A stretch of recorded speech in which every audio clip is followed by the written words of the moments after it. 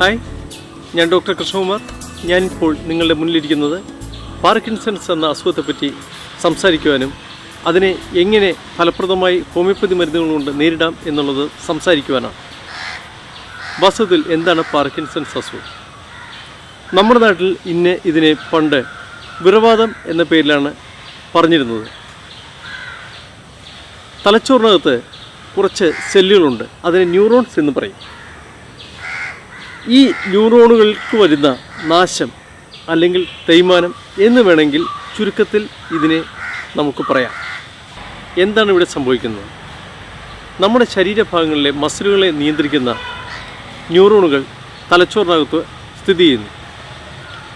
ഈ തലച്ചോറിനകത്ത് തന്നെ ഈ മസിലുകളുടെ പ്രവർത്തനത്തെ നിയന്ത്രിക്കുന്നതിൽ മറ്റൊരു പ്രധാന പങ്ക് വഹിക്കുന്ന ഡോപ്പാമിൻ എന്ന രാസപദാർത്ഥവും ന്യൂറോണുകൾ ഉൽപ്പാദിപ്പിക്കുന്നുണ്ട്.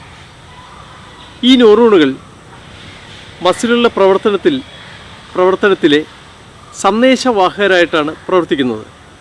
ഈ സെല്ലുകൾ പ്രവർത്തനത്തിൽ പിന്നോട്ട് പോവുകയോ ഈ സെല്ലുകൾക്ക് നാശം സംഭവിക്കുകയോ ചെയ്യുമ്പോൾ പാർക്കിൻസൺസ് അസുഖം ആരംഭിക്കുകയായി.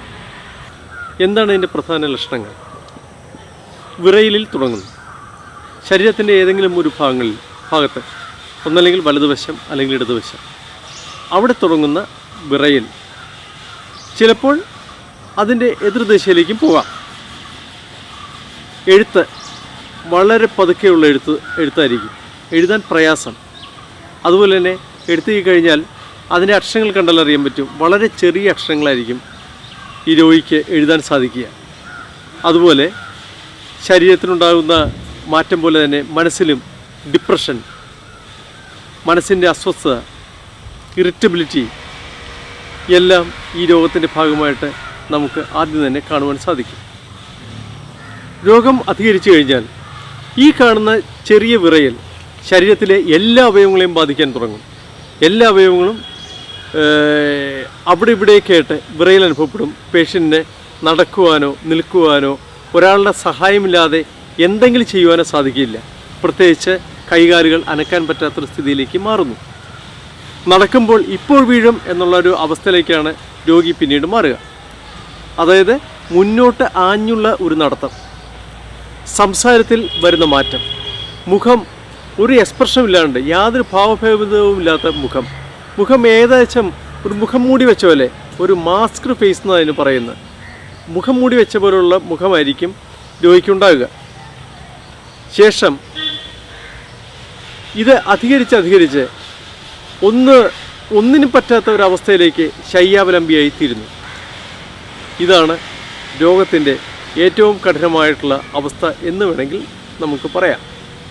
ഇവിടെ ഹോമിയോപ്പതിയുടെ റോൾ എന്താണ്? ഹോമിയോപ്പതിക്ക് എന്ത് ചെയ്യാൻ സാധിക്കും? തീർച്ചയായും ഞങ്ങളുടെ ദീർഘകാല പഠനങ്ങൾ തെളിയിച്ചിരിക്കുന്നത് ഹോമിയോപ്പതിക്ക് ഒരു അഡ്വാൻസ്ഡ് സ്റ്റേജിലല്ലെങ്കിൽ ഹോമിയോപ്പതിക്ക് ഇതിനെ തീർച്ചയായിട്ടും നിയന്ത്രണ വിധേയമാക്കാൻ സാധിക്കും.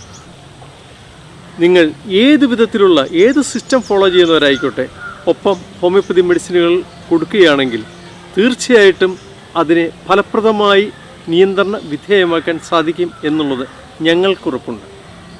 മറ്റു കൂടുതൽ വിവരങ്ങൾക്കും സംശയ നിവാരണത്തിനുമായി ഞങ്ങളുമായി ബന്ധപ്പെടുക. ഞങ്ങളുമായി ബന്ധപ്പെടുന്നതിന് ഞങ്ങളുടെ വെബ്സൈറ്റ് സന്ദർശിക്കുക. ഞങ്ങളുടെ യൂട്യൂബ് ചാനൽ സബ്സ്ക്രൈബ് ചെയ്യുക. നന്ദി, നമസ്കാരം.